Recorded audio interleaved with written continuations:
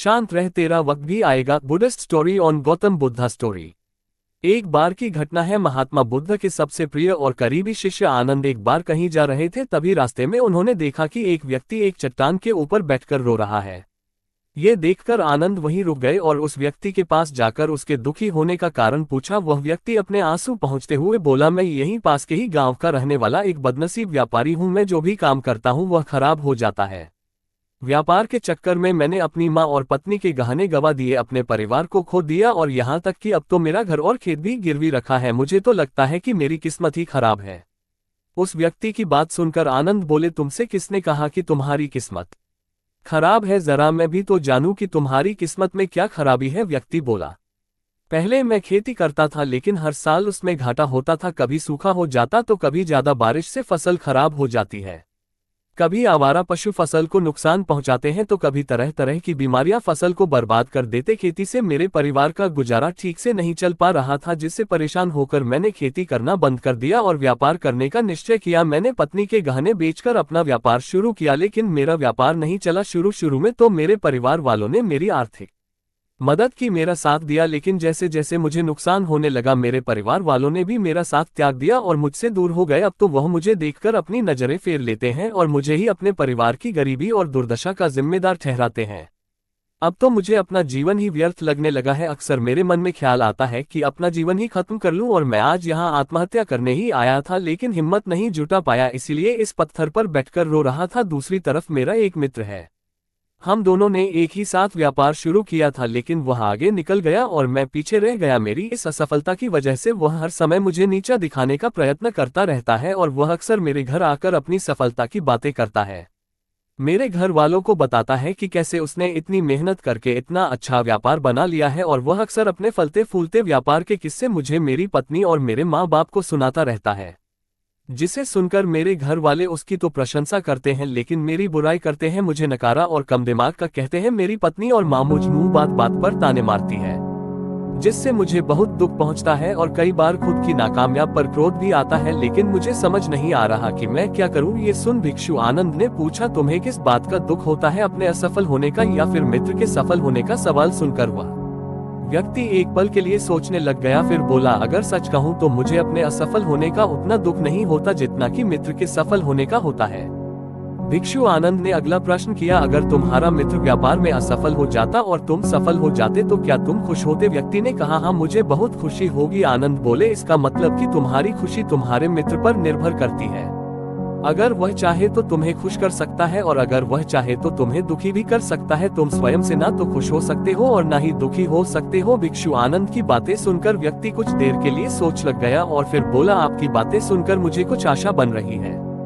तभी भिक्षु आनंद ने कहा, जब हम किसी से आशा बांध लेते हैं तो उस पर निर्भर हो जाते हैं, फिर हमारी खुशी और दुख भी उसी पर निर्भर करने लगते हैं। इसीलिए सबसे बेहतर है कि तुम स्वयं से आशा बंद हो। जब तुम ऐसा करोगे और साथ ही पूरी मेहनत और ईमानदारी से काम करोगे तो तुम्हें सफलता अवश्य प्राप्त होगी। तुम्हें लगता है कि तुम्हारा मित्र तुम्हें नीचा दिखाने आता है, दुखी करने आता है, पर अगर ईमानदारी से विचार करो तो वह बातें तो सच्ची ही कहता है। वह अपने संघर्ष और अनुभव की बातें बताता है तो उन बातों से बहुत कुछ सीख सकते हो। तुम्हें तो इसके लिए उसका धन्यवाद करना चाहिए कि तुम्हें घर बैठे इतने सारे अनुभव मिल रहे हैं। तुम उन अनुभवों का लाभ उठाओ, नई शुरुआत करो, ईमानदार से कर्म करते जाओ, हार मत मानो, एक दिन तुम्हें सफलता जरूर मिलेगी। आज तुम जिसे अपना बुरा वक्त या बुरी किस्मत कह रहे हो, एक दिन ये बदल जाएगी और इसी के साथ तुम्हारे सोच और विचार भी बदल जाएंगे। और देखना, जब तुम्हारा अच्छा समय शुरू हो जाएगा तब तुम्हारा मित्र भी तुम्हें अपनी सफलताओं की कहानियां नहीं सुनाएगा, तब वह तुम्हें अपनी असफलताओं और परेशानियों की बातें सुनाएगा ताकि तुम उसकी बातें सुनकर भ्रमित हो जाओ, तुम्हारा आत्मविश्वास डगमगा जाए और तुम गलत निर्णय ले सको। लेकिन उस समय भी तुम्हें अपने ही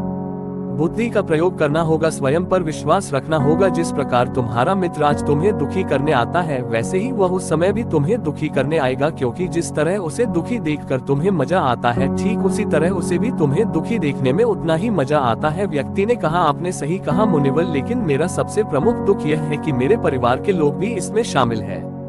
वास्तव में मैं तो अपने परिवार के लिए अच्छा करना चाहता था, उन्हें खुश रखना चाहता था, लेकिन वह भी मेरी बातों और भावनाओं को नहीं समझ रही है, मुझे ही गलत कहते हैं और पिछले कुछ समय से तो वह मेरे साथ भी नहीं है। भिक्षु आनंद ने उस व्यक्ति को समझाते हुए कहा, हम हमेशा चाहते हैं कि हम जो कुछ भी करें लोग उसके लिए हमारी प्रशंसा करें। लेकिन आमतौर पर ऐसा नहीं होता। लोग हमारे प्रयासों की तारीफ नहीं करते, जिससे हम दुखी हो जाते हैं। हमें लगने लगता है कि हमारे मित्र, रिश्तेदार, घर वाले सब स्वार्थी है। लेकिन अगर तुम किसी को अपना परिवार मानते हो और उसके लिए कुछ करना चाहते हो, तो फिर तुम ऐसा क्यों सोच सकते हो कि तुम दूसरों के लिए कुछ कर रहे हो?